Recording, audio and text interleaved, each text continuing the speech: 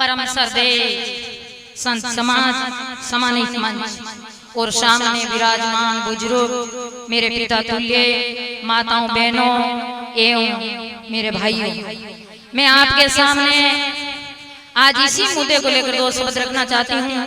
उसमें कोई गलती हो तो क्षमा प्रार्थी हूँ। मेरे से पूर्व वक्ताओं ने बहुत कुछ बता दिया है। जो बात होनी थी वो हो चुकी है, उसी बात को दोबारा दोहराने से कोई फायदा नहीं है। मैं समाज के लोगों से इतना ही निवेदन करना चाहती हूँ कि आज ये जरूरत क्यों पड़ी इतने लोगों को इकट्ठे होने की। हम हमारा बताते हैं कि पाकिस्तान के पास एक छोटे से गांव से यहाँ से 300 किलोमीटर दूर हम आज से पहले कभी रामड़ावास नहीं आए थे और आज यहाँ आने की क्या नौबत आई। हमें ये महसूस हुआ कि हमें वहाँ जाना चाहिए। भगवान जामो जी ने कहा था 68 तीर्थ हृदय भीतर बाहर लोग जा रहा। तो हम तो सच बता रहे हैं कि मेला देखने नहीं आए थे। हमें किसी ने बुलाया था।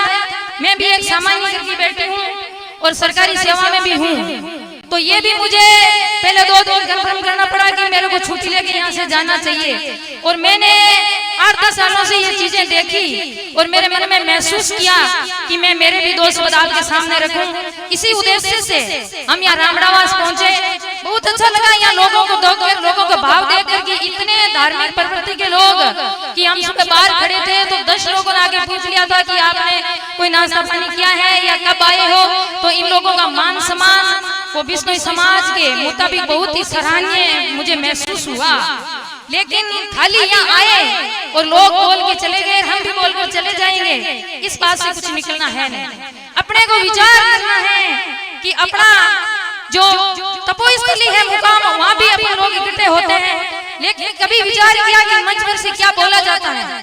गुरुजी ने पहले भी बताया कि सही बोले तो भी तालियां बजाई जाती हैं और गलत बोले तो भी तालियां बजाई जाती हैं। तालियां बजा के वहां से चप देते हैं। लेकिन ये विचार नहीं किया कि मेरे घर में गांव में आग लगी है, उसी गांव में मेरा घर है और वो आग मेरे घर फटाने वाली है। इसी बात का मुझे दुख है कि ये एक घर का एक परिवार का नुकसान नहीं है। इस बात को आप समझने का प्रयत्न कीजिए। न तो मुझे कोई राजनीति से मतलब है, न कोई और दूसरा स्वार्थ है और न किसी के कहने से मैं ये बात कह रही हूँ।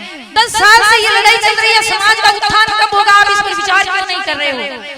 अगर कोई समाज ये चाहता है कि चुनाव हो महासभा का, तो उसमें ये इतनी देरी क्यों कर रहे हैं और इसमें इतने हथकंडे अपनाने की जरूरत कहाँ पड़ गई। जो अच्छे लोग हैं वो चुनकर आगे आ जाएंगे, इस पर आप सभी विचार करें। और जो ये शब्द है कि उनको चुना गया, ये शब्द आज से ही यहीं से खत्म होना चाहिए। बाकी समाज में एक तो मनमर्जी से जिसको चुनना, इतना बड़ी महासभा है उनको हाथ में मनमर्जी से ले लेना, किसी समाज के सदस्य की राय नहीं। क्या किसी से इतने लोग बैठे कभी पूछा कि किनको अध्यक्ष बना रहे हैं, किनको संरक्षक बना रहे हैं। क्या समाज को इकट्ठा किया, क्या कोई उपाधि दी तो पद दिया, तो क्या आपको किसी को आहत किया गया। एक छोटा सा लेटर संतों की तरफ से अभी जारी हुआ कि धर्म संकट में है तो अपना इतने लोग इकट्ठे हो गए तो ये उपाधियां बांटी गई, उस दिन भी तो अपना मुकाम जा सकते थे और अपने विचार रख सकते थे। मैं ज्यादा समय न लेते हुए आपको पुनः अवगत कराना चाहती हूँ कि आप इस पर विचार कीजिए और जो सही है उनको सही कहे, गलत का विरोध करे और खुले मन से विरोध करे। इसमें डरने की कोई आवश्यकता नहीं है। समाज है वो सर्वोपरि है। समाज के धर्म के आगे कोई बड़ा नहीं है, न तो कोई पद बड़ा है न पैसे बड़े हैं। और पैसे और धन बड़े होगा तो भगवान ने कड़कड़ी के नीचे आसन लगाया था, उसमें इतने धनाढ़ी लोग भी नहीं थे। ये धर्म पहले चला कैसे विष्णु बने, कैसे पंथ आगे चल पड़ा, इस पर आप थोड़ा विचार कीजिए। तो मैं आपको अंतिम वक्त में यही कहना चाहती हूँ कि तुम दरिया से क्या पूछ रहे हो, ये पानी कहाँ तक जाएगा। खींच से धनु की डोर, फिर बाकी बाद में देखेंगे कि ये तीर कहाँ तक जाएगा। तो बाकी बाद में विचार करना है कि अपने क्या करना है। और आज जिस मुद्दे को लेकर चर्चा की गई, मुझे बड़ी शर्म महसूस हुई कि अब भगवान जामो जी और विलो जी आपको समझाने के लिए नहीं आएंगे वापस। अपन संत समाज का यहाँ से विरोध करेंगे, उस समाज का पतन निश्चित है और थोड़े समय में भी होने वाला है। संतों का मान सम्मान करें। हम 40-50 लोग वहाँ से चल के आए हैं तो हम संतों के पक्ष में आए हैं। जो पंचों ने निर्णय लिया उनके पक्ष में आए हैं और जो मुकाम से लेटर निकाला गया उनकी हम घोर निंदा करते हैं मन से कि हम कभी ही समाज ये स्वीकार नहीं करेगा कि अपने मनमर्जी से निर्णय ले। समाज की सहमति कोई भी निर्णय हो वो समाज की सहमति से लिया जाए और सीधा सा कह देते हैं कि तुम कौन सा भला है।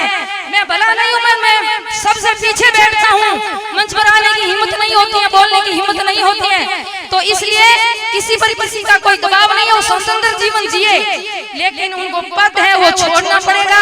मैं सभी महिलाओं की तरफ से, समाज की तरफ से आह्वान करती हूँ कि ऐसे जबरदस्ती की मान में तेरा मेहमान इसे बने रहने में भी कोई फायदा नहीं है। अगर उन लोगों में तनिक भी समझदारी बची हुई है तो समाज से माफी मांगे और उनको समर्पित कर देना चाहिए।